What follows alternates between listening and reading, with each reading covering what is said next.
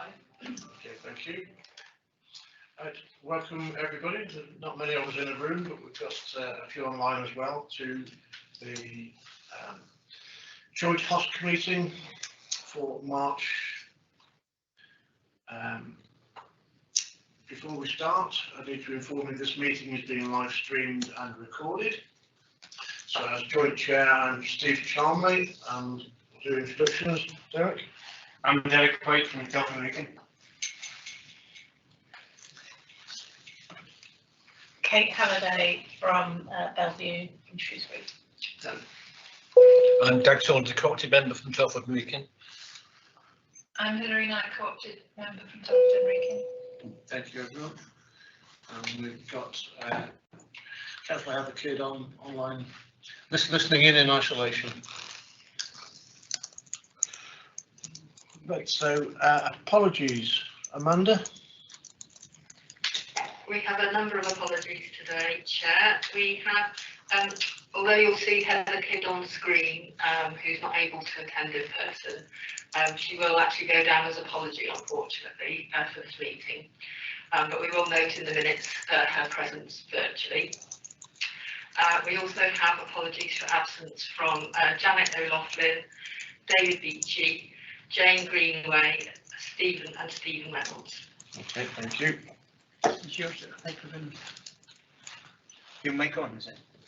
Of course we do. That's it. Right, microphone on. So item 3, disposable pecuniary interest.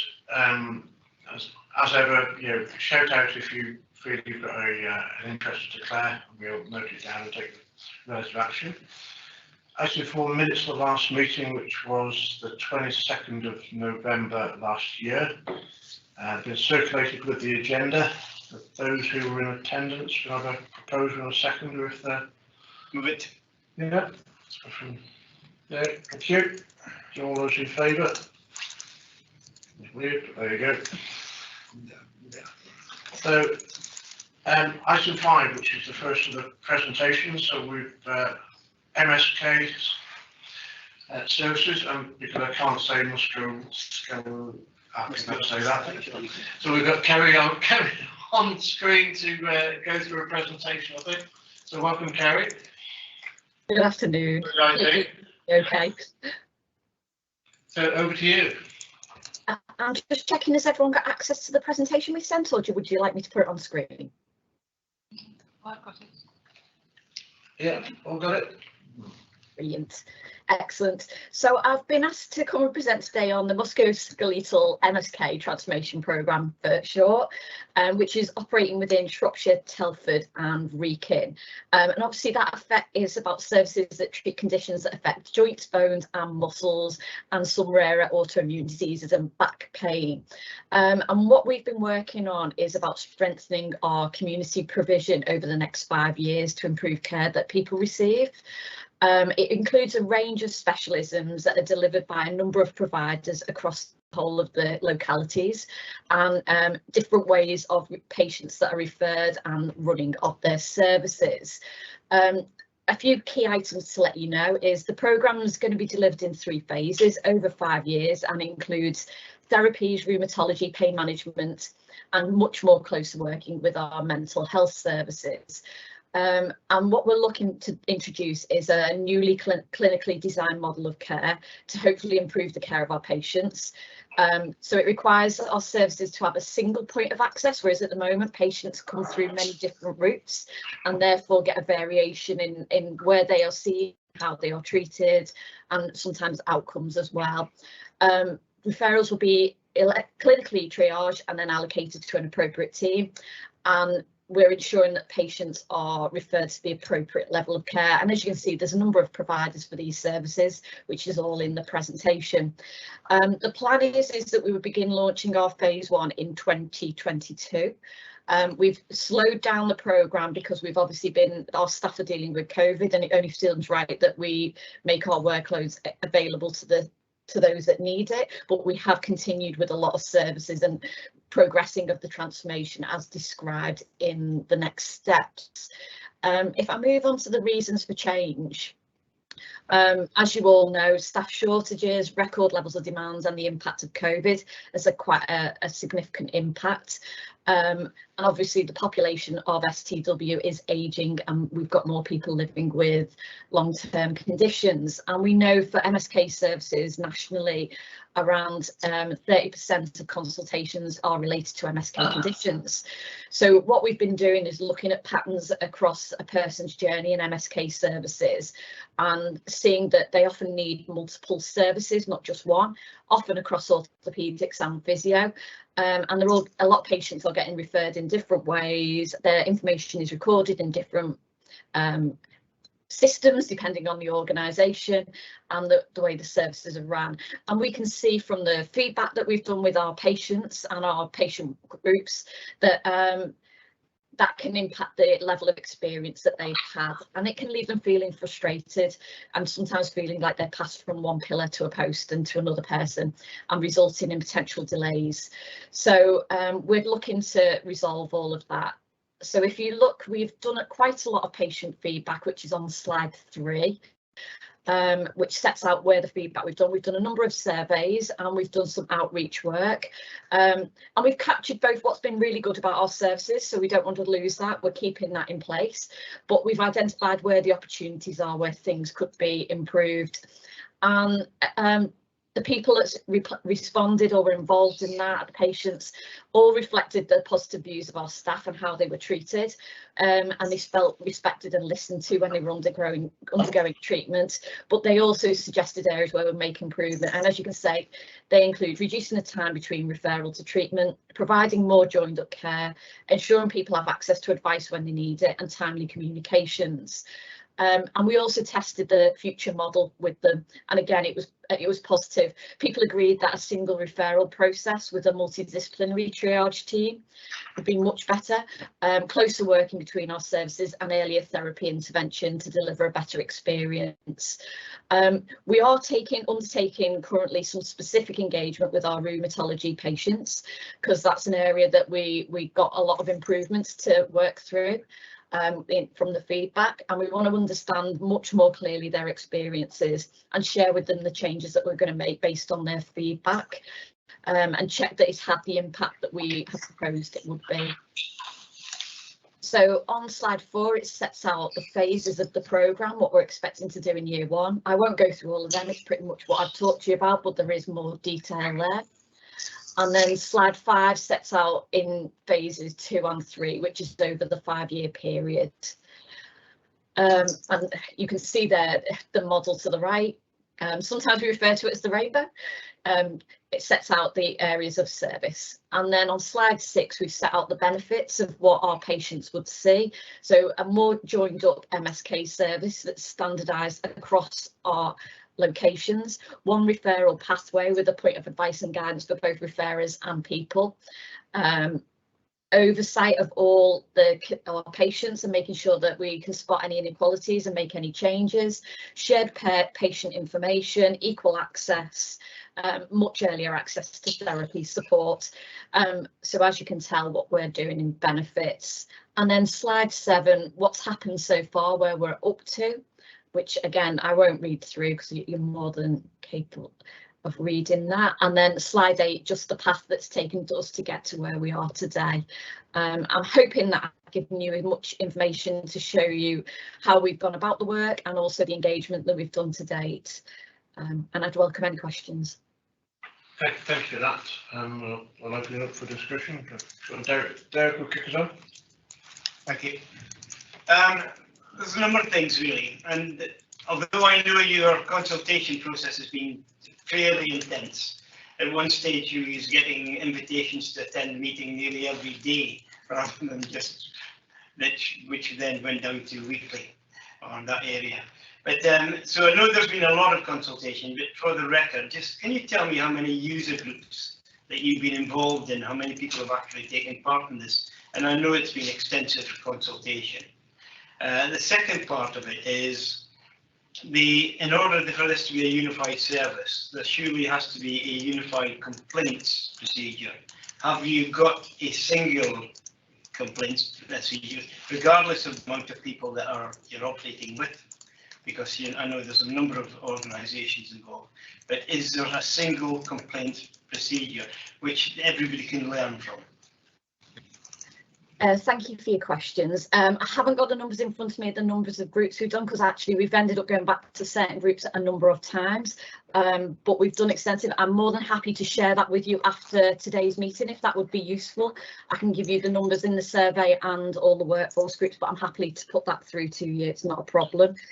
In terms of complaints process, it's a really great question, and it's one that we're still tackling in line with access policies.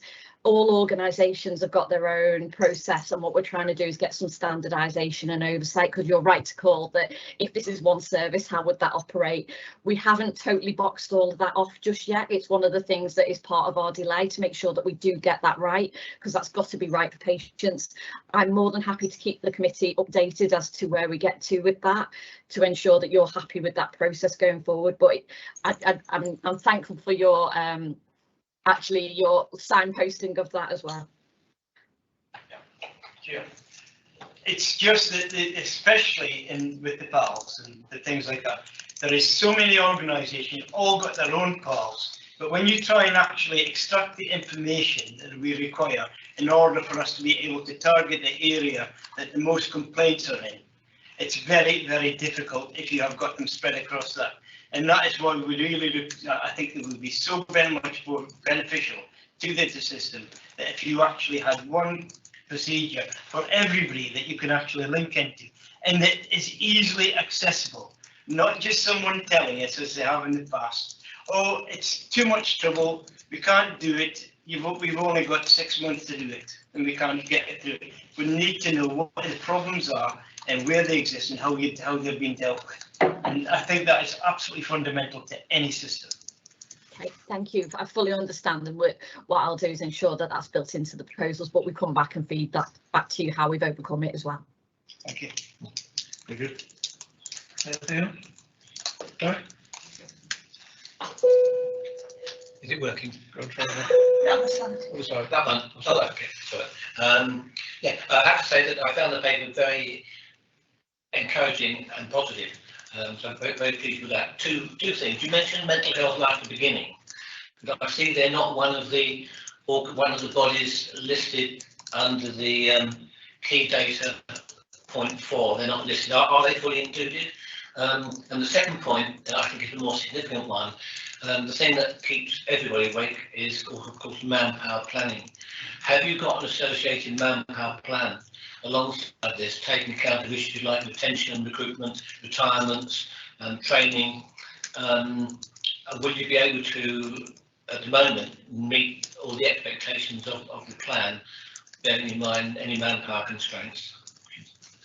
Two brilliant questions. So in terms of mental health, you're right, we've called out the providers that do orthopaedic or MSK services rather than mental health, but obviously our mental health provider is part of our integrated care system and therefore is included in the interdependency on the planning. So that's why I should have took my NHS eyes off to be able to present that, so I apologise for doing that. In terms of manpower planning, yes, we have done that. So what we've done is we've had someone help us with a workforce model to make sure that it's robust, and we've been trying to, what we've done is ensure that we've got our planning down to the level of specialty and professional expertise that we need. There will be a requirement to recruit into some of that levels, and the bit that we're just doing right at this moment is obviously, and how does that operate with a backlog that's there as well, so that the planning that's been done is based on a normal standard kind of operating, but we need to ensure that we cover the backlog as well. But yes, we have got that down to it. When I say professional expertise, I'm talking about the level of physio, so a physiotherapist, an extended scope practitioner, a podiatrist, that kind of information. Thanks. Thank you. Good, thank you. Kate? Thanks, Chair. And just to echo that, on the whole, this looks like a really good plan, and streamlining things hopefully will get patients better outcomes and a better experience. I was interested in the phases of the programme. You mentioned strengthening support available for primary care.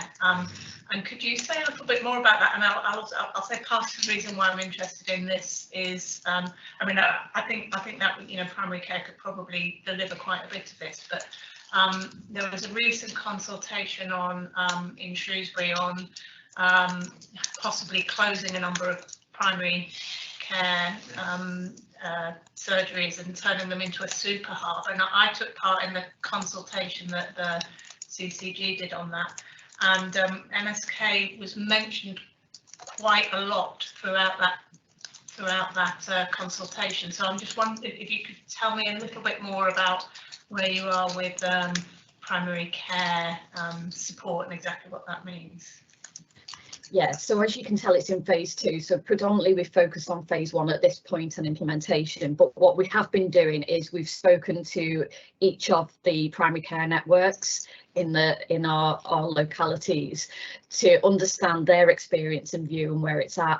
When we were initially starting this, our view was very much around first contact practitioners, which are based out of general practice and the support there. So almost ensuring that GPs have the support and that are able to utilise staff with the skill set in there, rather than come and see a GP, they could see a first contact practitioner. So that's where we're continuing to focus. We've got much more to do in the planning on that size, because it's in years 2 to 3, but that's where our thinking is at the moment. But we will be doing that through engagement with both our GPs and our continuing engagement with our patients as well. So just the supplementary to that. Would that come with additional funding to primary care? At the moment, that would be some of the work that we would need to do, because currently it would be based on the current funding models. Thank you. Okay. Looks like that's the end of any questions, but I think we, as a committee, we'd like to thank you for your time, and it looks like it's a pretty well planned rollout, and certainly the consultation has been in depth and thorough, hopefully. But I'm sure on behalf of the committee we'd like to be kept up to date with any developments as you go through the various phases. Okay, no problem. Thank you very much for your questions today. Thank you. Thank you. Bye.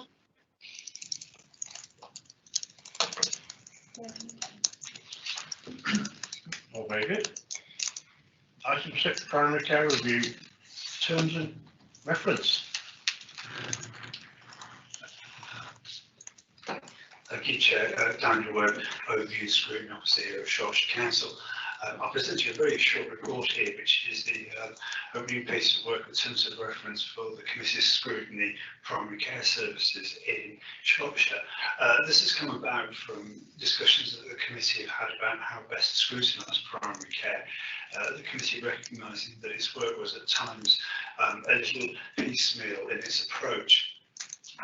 So working with officers from the Clinical Commissioning Group, we've put together this skeleton proposal for you to look systematically at primary care through a series of online briefings. The online briefings are suggested in the first instance from our partners in the commissioning group are around contracting, workforce and primary care networks. The proposal is the summary of the discussions that we had with the CCG and with the committee in its planning meetings prior to this meeting. So I would welcome from the committee any addition, any more detail that you would like to add to this, whether you agree with its approach and with its direction, and whether you have any other suggestions of areas that you would like to look at, and indeed if there's any data underpinning any of this that you would like us to collate as part of this work. Thank you. Thank you, Daniel. I think those three, I think I've got them building blocks, foundation stones, which we need to build off as we go through this. We've had quite a few discussions about this, Derek, haven't we? Where we start and how we go forward. So. Yeah, it's a big piece. It's a very large piece of work, but we've got to be clear that I think the way that the networks are working in Shropshire and Telford are very, very different, and that we have got severe problems within Telford that we are going to need to be able to deal with in a much more comprehensive way. And we're going to have to make sure that when we have the meetings online, and it's, you know, and it's the best way we can do that, that we actually make sure that it's a representative from each area, because quite frankly, and I think there may be even different options for each area, because as I say, I think there's real different problems. TELDOC, for instance, is one of our biggest PCNs, has got something like about 9, 10, 11 surgeries, and they're expanding into Shropshire. They're very expansionist. We need to make sure that the stories that they're telling us, and we have talked to them before, twice, about different options. And in my committee, we talked to them twice about the different ones. There is also about how the primary care networks are actually working, because if they're going to work together, that means they're going to have to be able to present a lot more local stuff rather than actually being forced off to the hospitals. Stuff that they used to do, but seems to have got lost in the last 2 and 3 years. That was always there. There was alcohol support, all sorts of different things, but that seems to have disappeared. But it's a big, large piece of work, and we need to actually make sure that we do it, that will make sure that we get a real picture across the whole of the county before we can actually make the recommendations. Chair, Councillor Kidd has a hand up. All right. Heather? Yeah, I'm pleased to see this, and it is a huge piece of work. What I can't see anywhere is that we've included on the work we're doing equality impact studies that we ought to see where changes of service and so on are happening. This is particularly important in rural areas, but it's true in the towns because public transport and so on. So there are those access issues and equalities impact issues that I may have missed, but I can't see that should be included in our work when we're looking at all of this. Okay. Hilary first. One of the things I think is really missing is I mean, it's all right, we can sit there and have a briefing, but if we don't know what the issues are, it's going to be very difficult for us to then make recommendations. I wonder if we should be receiving the patient view in some way. I don't know whether we can use the PPGs or how else we can access real people and their real experiences of these primary care networks. Otherwise, we're just going to be told what they think we want to hear. I'm afraid I'm very cynical about this after many years sitting on this committee. We just get told all the good things. We don't hear about the issues and the problems. That's what I'd like to get hold of. It's funny because that raised its head at our health scrutiny this morning, and there was a counsellor in the room who gave some personal insight into his challenges of accessing adult social care and care packages, and I think that live examples are very powerful. Yes, I think the real issues. As I say, I think we just need to think about how we can access real people's experiences. Yeah. Kate was next. Yeah, I would really support that's the suggestion. And in terms of the suggestion about quality impact assessments and changes in contract, would that be? Could we make that a strand of the primary care contracting stream and specifically ask for information around that on that? You know, in terms of, because the things certainly that have upset our constituents, the residents of Shropshire, have been sudden changes in health services. So I wonder whether that could come under the contracting side of things. If you ask them to look at that. That strikes me as a very sensible, Chair. Does that meet your needs there, Heather, in terms of your suggestion? Yeah, it does. I think it needs. We just need to have it formally there, because otherwise we have no idea about those impacts. And just to give you an example, the Bishop's Castle Hospital closure, they've done none of that work. And actually we're only looking at the postcodes for the town, rather than the other areas. So actually, as a scrutiny committee, we do need to be looking at those, and if we built it in that way, then it will work, I think. One more point, which is kind of similar to the last point, which is I wonder whether we could ask about data and how we can get data from primary care better. And we did have quite a interesting presentation from the Shropshire Joint Commissioner, Joint Health and Social Care Commissioner, who was talking about the new white paper that is looking at both health and social care integration that's just come out. And there is a much stronger requirement to share data, and I won't run through all the problems we've had with our health services in Shropshire in terms of failure to provide data, but you know, and being transparent, but we do have the Ockenden report coming out on Wednesday. We've got multiple examples of when we haven't had even, you know, perhaps even some early warning, never mind, you know, when things have really gone wrong. So I wonder whether we could have something in one of these streams. I'm not suggesting we need to have a separate stream on information sharing and getting early warning of problems. Yeah, that's a really good point. I think it's probably something to weave through absolutely everything, because I think when I look at, you know, in terms of how we, how we might specify contracting, how we might plan workforce, how we might organise networks, I think data would be at the heart of all of those. I think it's something to weave in rather than sort of list as a bullet point there. Yeah. Just to check, this is a paper for the Joint Hospital. When I first read it, I assumed this was a paper for Shropshire Scrutiny Committee. No, is this a Joint Hospital? Oh, includes health and yeah. Right. Shropshire. And I speak obviously with written by Daniel. But most of my life working with health service across Shropshire, Tuff and Wrekin, including responsibility for all general practices in Shropshire, Tuff and Wrekin. So I have a pretty wide understanding of the issues across the board. Heather will recall some of that, I know. So quite surprised that this seemed to be written from a Shropshire point of view solely, even down to the CCG, which apparently according to papers the Shropshire CCG. It's not Shropshire, Tuff and Wrekin CCG, I think you'll find. So to go to the bits and pieces, first of all, I wouldn't want to be necessarily associated with some of the comments about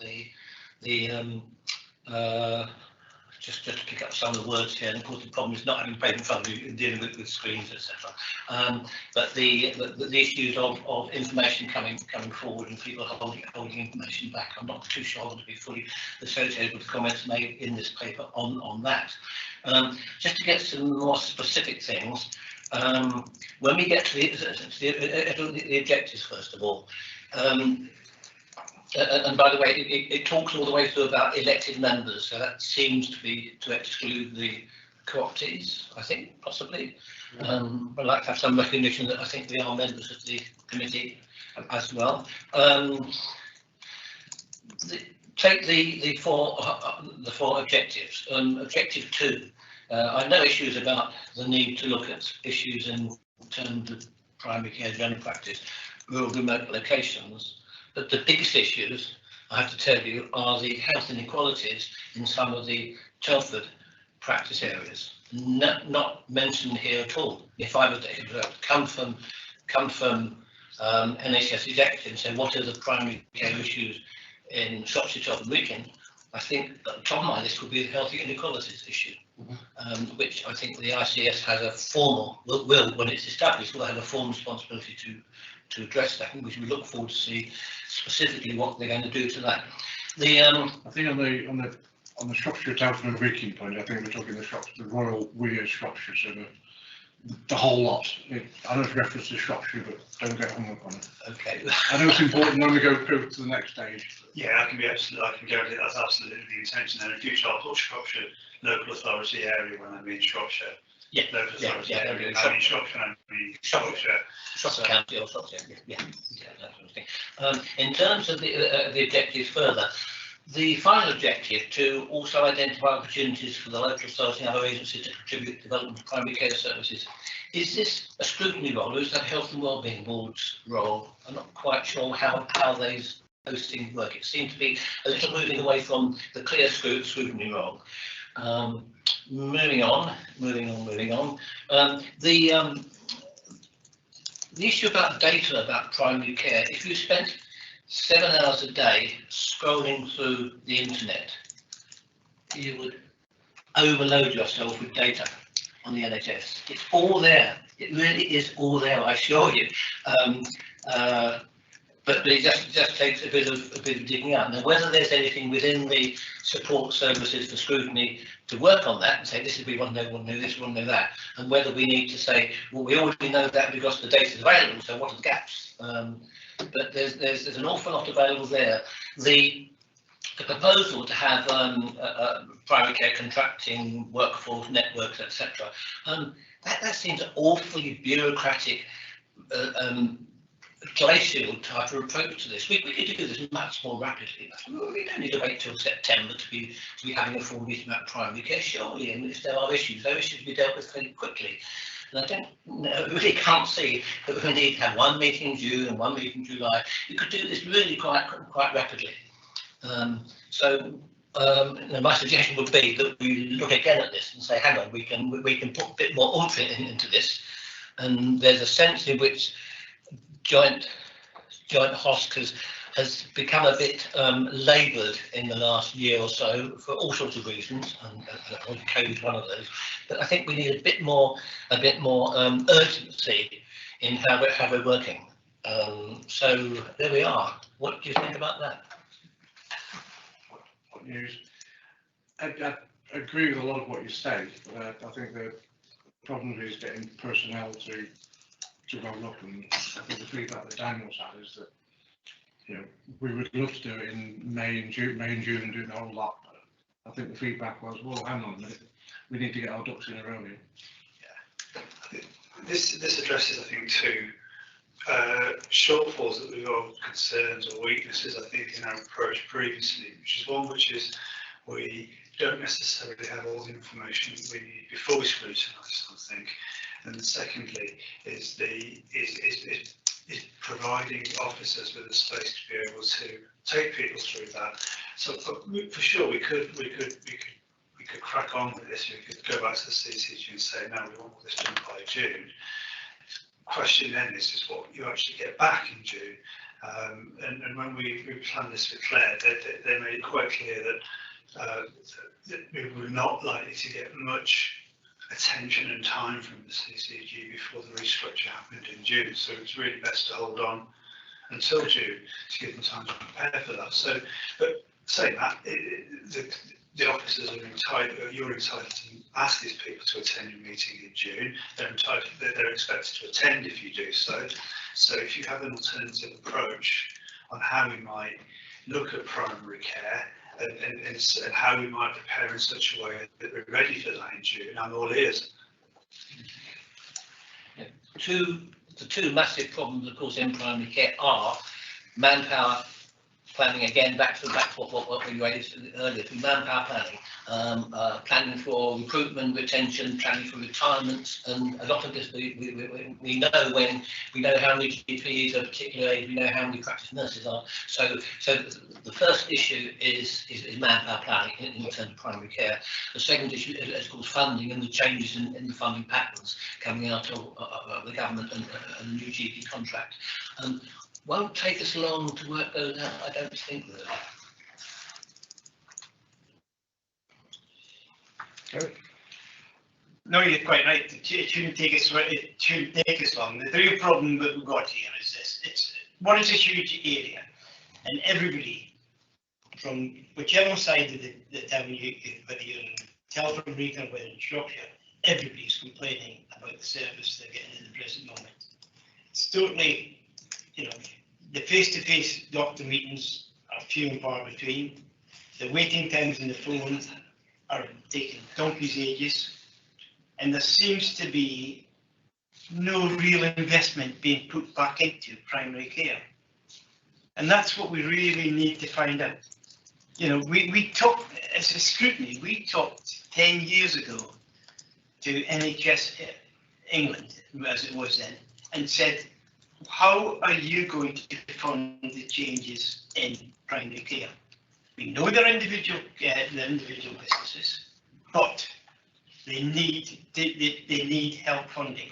And what's came to fore is so many doctors are now retiring who don't want to run it as a doctor's surgery, don't want to be bothered by the management type system that they've paid huge amounts of rent and everything else. And it's allowing, to me, it's allowing a lot of people to come into the primary care sector, and then there'll be a stranglehold on it. We've got to see how our systems are working.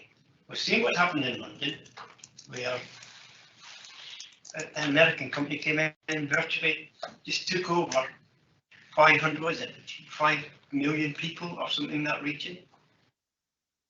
What is going to happen to ours if things like that happen? What is happening with these? They're talking about joining together and working together and primary care trusts and all the rest of this. But what is it? What difference is that going to make to us? What's that going to make to the patients? What more is that going to be offering? To be honest, it seems that so much is being taken away from primary care and very little being put back in. And all they're doing is just juggling the figures and juggling the way it's managed. And that can't carry on. What we've got to do as a scrutiny committee is this.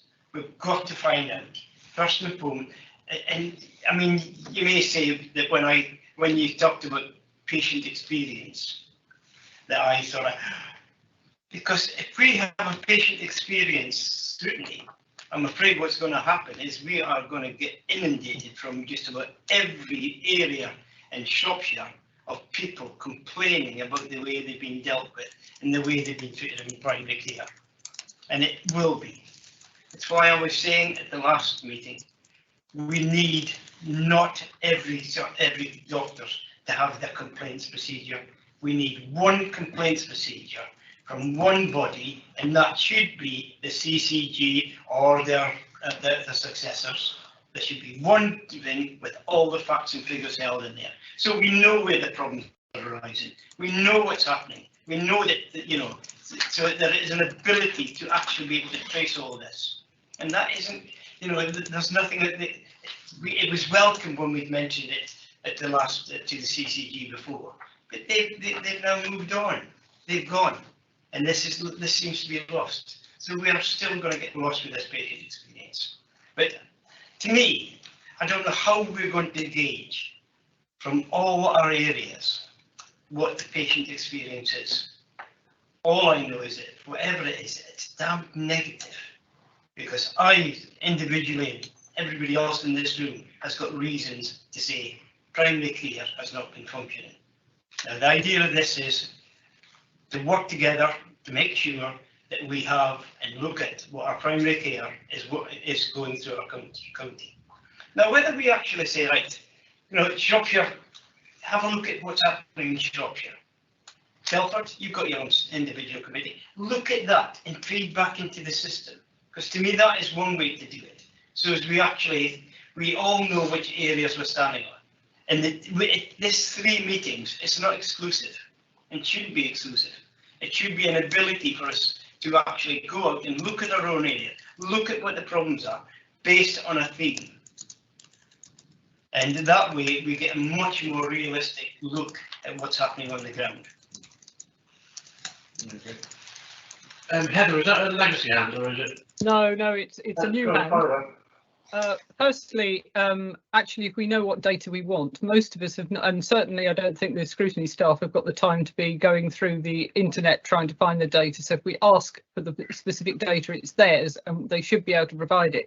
Secondly, if we're going to have a problem with the June meeting and getting the right people there, wouldn't it be a great start just to talk to GPs across the whole patch, invite various people to come and say what would work with that for them, so that we have a basic understanding of what would make a difference for rural GPs urban GPs, Telford, Shrewsbury GPs.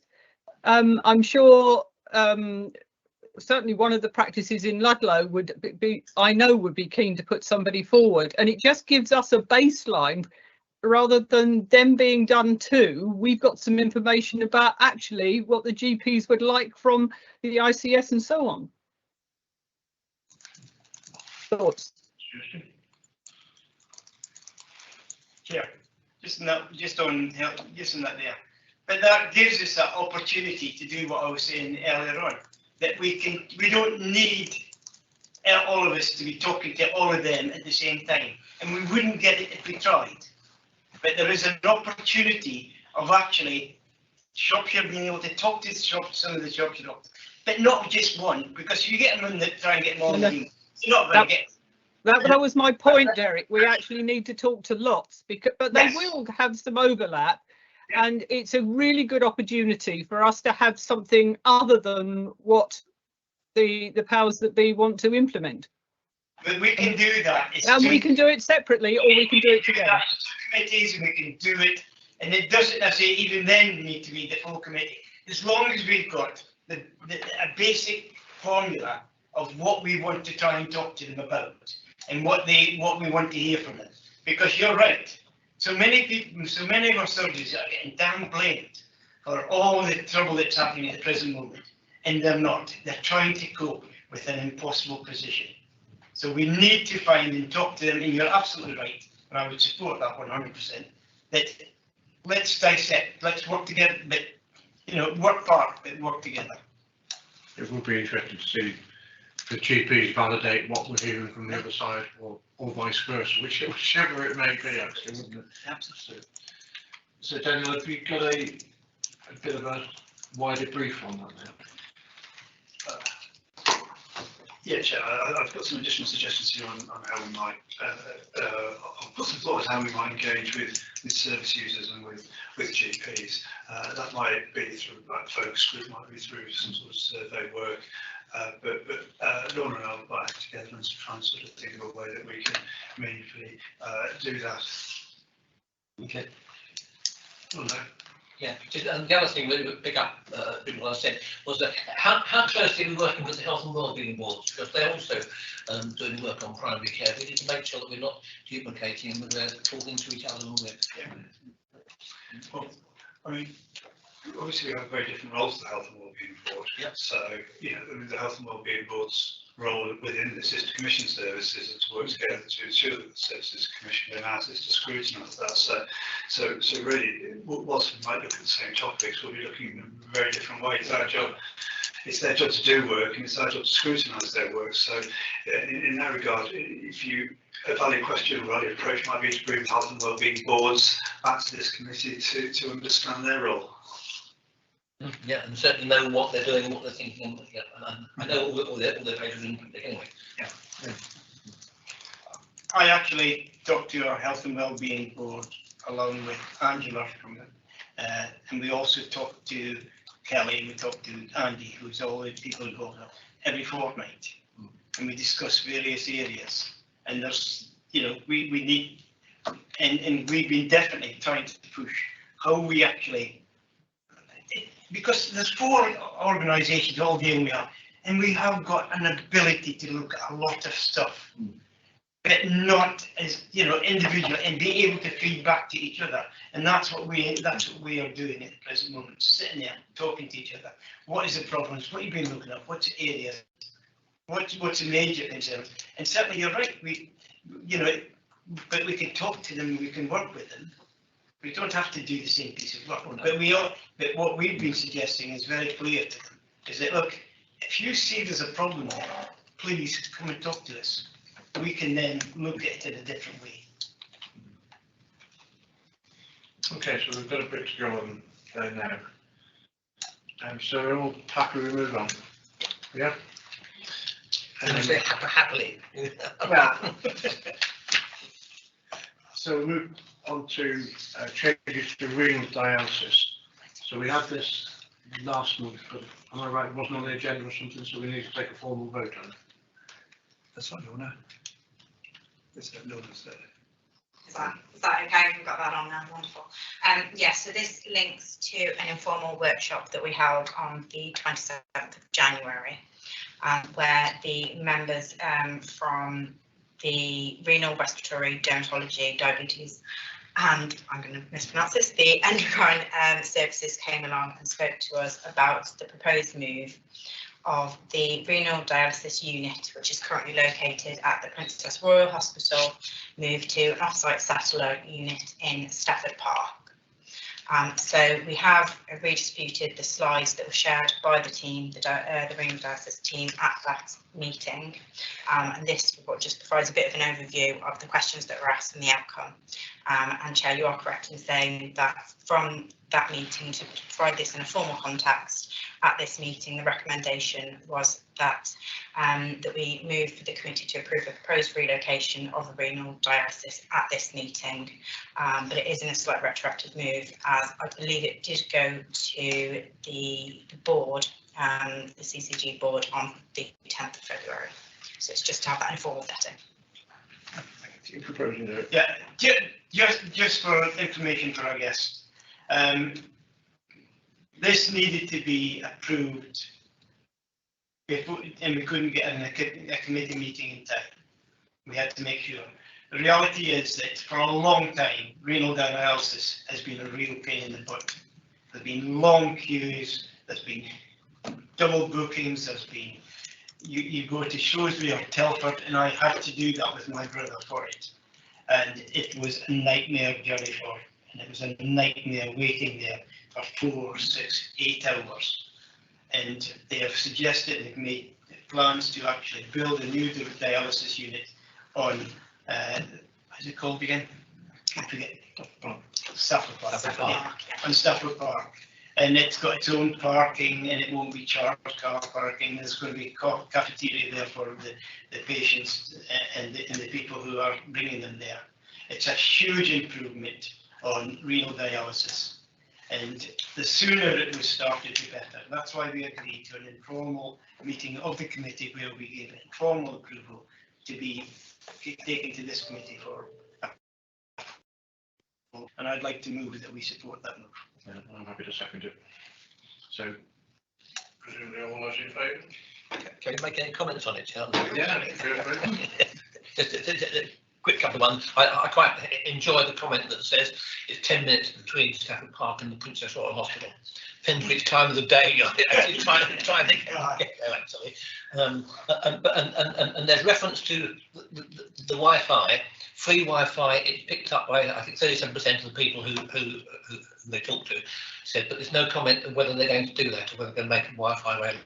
But I assume they will, as it is available at PRH. So, do we get any confirmation on that or not?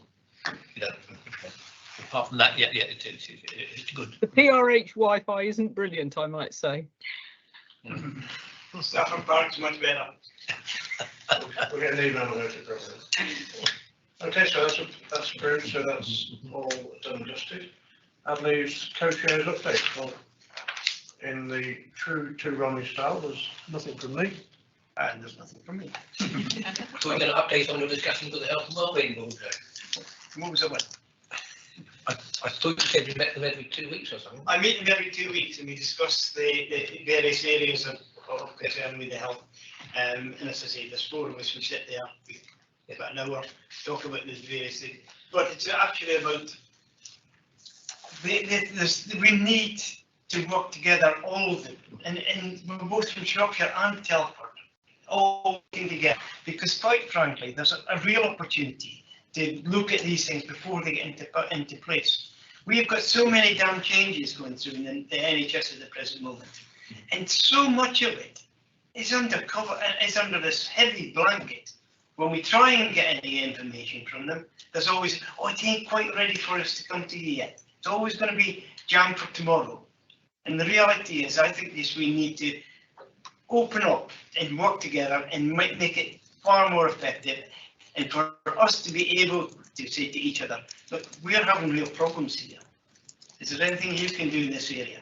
As in the Health and Wellbeing Board, they've always just been one of these bodies that just ticks its box. They need to be a damn sight more forceful in what is being said. And they know, and certainly our ones do know that, and they intend to want to do that. But I just think there's an opportunity. We're a big county, and we've got a lot of people that are being dealt with day by day in the NHS.